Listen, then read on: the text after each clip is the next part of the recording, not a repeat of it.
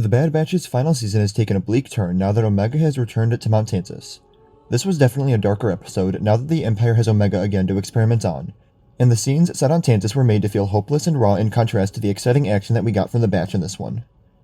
Starting with what we got on Tantiss, the episode kicks off with the Clone X delivering her to the base, and with nobody there but Hemlock to greet her, it really makes her feel all alone here. She's back in the enemy fortress, away from her family, with no sign of help or rescue coming anytime soon.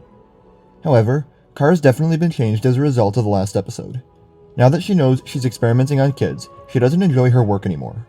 She hesitates enough when Omega is brought in by Hemlock, where it shows that she hates her work now. She still cares about Omega and doesn't want to hurt her. But even though Omega tries to plead with her, right now Kara's Imperial duty still has the upper hand. She doesn't like what she's doing, and she knows it's wrong, but her fear of what would happen if she were to refuse or help Omega is too great. But the small signs throughout the episode continue to point towards an eventual defection from the Empire, even if it is just her sacrificing herself to help Omega escape and take down the Tantiss base.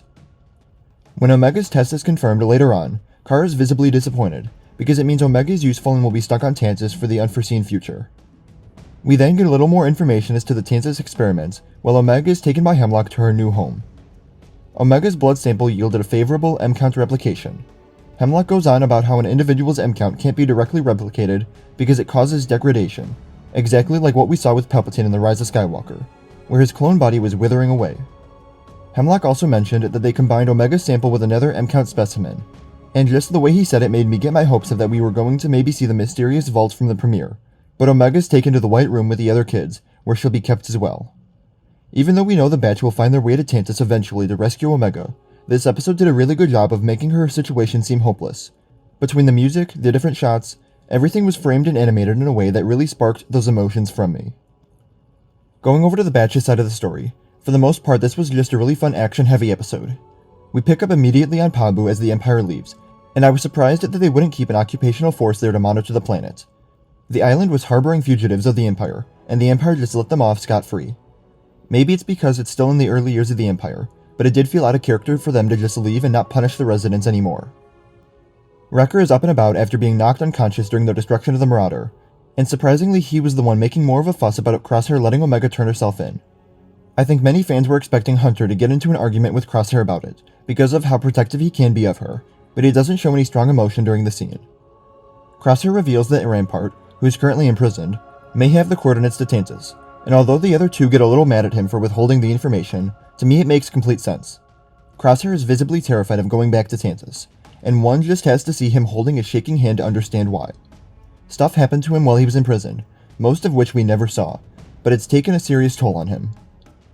Fi finds her way in and gets to meet Crosshair for the first time, and then they use her ship to get to an Imperial labor camp on Erebus. I really liked the stealth approach from Fi because although it was a little short, it showed her talents beyond just knowing the right people. It made her more of her own character, rather than just an ally to be used when needed.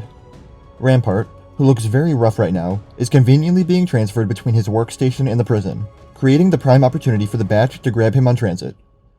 The clones make quick work of the troopers, and it was cool seeing Crosshair bounce the blasters off the wall, so I guess his hand wasn't that big of a problem here.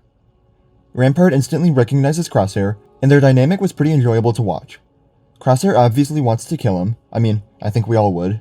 With how difficult he was in this episode, it only reminded me of how annoying of a villain he was. Hemlock has been great because he's genuinely terrifying and sinister. He's doing all of these experiments without concern for morals or freedoms. He's a horrible person that will do anything in the name of science. But Rampart was the typical, narcissistic Imperial officer that wasn't as good as he thought he was, and was discarded by the Empire when they were done with him, kind of like Crosshair. Both of them were abandoned by the Empire, so I could see that coming into play in the next episode.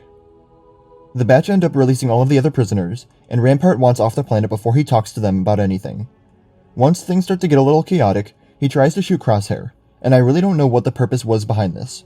Did he really think he could kill Crosshair, Hunter, and Wrecker, and then somehow find his way out of the tank and avoid the Empire without going back to prison? I don't think he thought that one through. I also didn't see why Fi couldn't have picked them up as soon as they got the tank, away from all of the Empire's forces, rather than having to cross the bridge and mess with all of them. But at least it made for some fun action, including a little turbo tank demolition derby. Once they finally make their way off planet, Rampart reveals that Tantiss was designed so that nobody knows the coordinates to the base, which I remember having been brought up in some theories I read earlier in the show. It's possible the coordinates were already included in the Navi computer whenever somebody went to Tantiss, and then it would wipe itself clean so nobody could track them there. But somehow, Rampart thinks he may have a way to get around that, which is where we leave it at this episode. I don't know what his plan is, but I really don't trust him at all, or honestly care for his redemption. It's been a while since he's been the villain of the series, to the point where he's just become another Imperial officer in my eyes. Nothing special about him. But it was nice for him to get brought back in the final season, like so many other characters have been as well. What did you think of this episode of The Bad Batch? Let me know in the comments below. Remember to like the video, and subscribe for coverage of The Bad Batch as a new episode premieres every week. And remember to follow me on Instagram, Twitter, and TikTok. Thank you all for watching, and remember, the Force will be with you. Always.